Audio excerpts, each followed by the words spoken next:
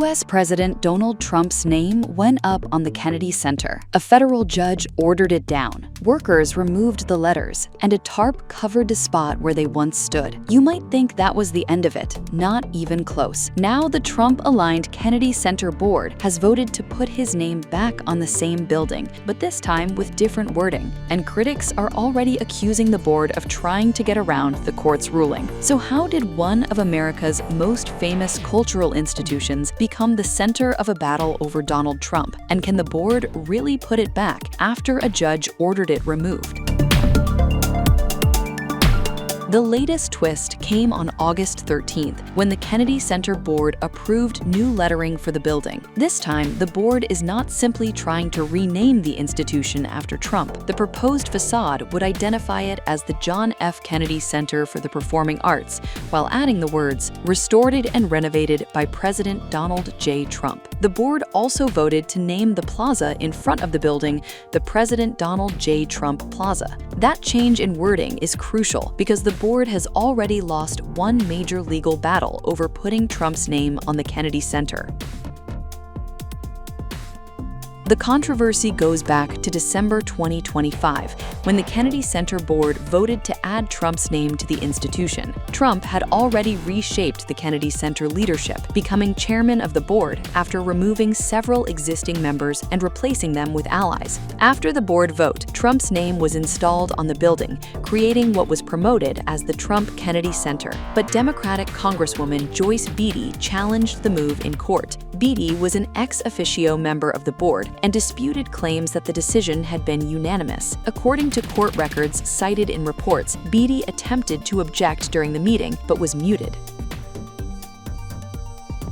Then came the legal blow. In May, U.S. District Judge Christopher Cooper ruled that the board did not have the authority to unilaterally rename the institution. The Kennedy Center had been established by Congress as a living memorial to former U.S. President John F. Kennedy, and the court found that the board could not simply change that identity on its own. Trump's name was ordered removed from the building and official materials. The lettering eventually came down, and a tarp covered the section of the facade where his name had appeared. But the fight did not stop there. The Trump administration sought to keep the name in place while the case continued.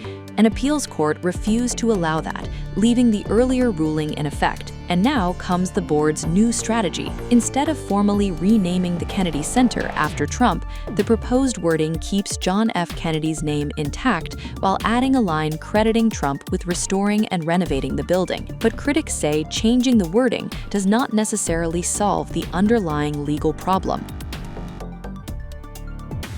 Beatty quickly attacked the latest decision, accusing the board of attempting to circumvent the previous ruling. She said, "This latest development is a transparent effort to circumvent the court's ruling and flies in the face of the statutes that Congress passed. I will continue to fight for this treasured national monument." That means the fight could be heading straight back to court. Judges could now be asked whether the new wording is legally different from the name that was previously ordered off the building. The controversy has also become a major talking point on cable news. CNN anchor Kaitlan highlighted the Kennedy Center development while discussing what she described as a much broader Trump branding push. The segment pointed to examples ranging from coins and passports to national park passes before turning back to the battle over the Kennedy Center. Speaking with Collins, New York Times White House correspondent Sean McCreish argued that while the dispute may seem relatively small compared with wars, trade, or other global issues, it reveals something bigger about the political environment surrounding Trump. McCreish said, "These are technically small things that don't affect tens of millions of people or global trade. It's not an issue of war and peace, and yet the smallness of these incidents have a way of magnifying how strange the behavior of the royal court around Trump is. I think it's very strange that a board of people who are loyal to him got together today and said, 'No, we are going to scrape your name on the wall after we've been told to take it off.' That's very unique behavior." Collins responded, "Unique is a word for it." And there's another layer to this fight: the future of the Kennedy Center itself. The venue is expected to undergo extensive renovations, with plans involving a lengthy shutdown. Trump and his allies have presented the project as an effort to restore one of America's most important cultural institutions. Critics, however, argue that renovation should not be used to permanently attach Trump's name to a national memorial created in honor of John F. Kennedy. That's why this is no longer simply a fight over signage.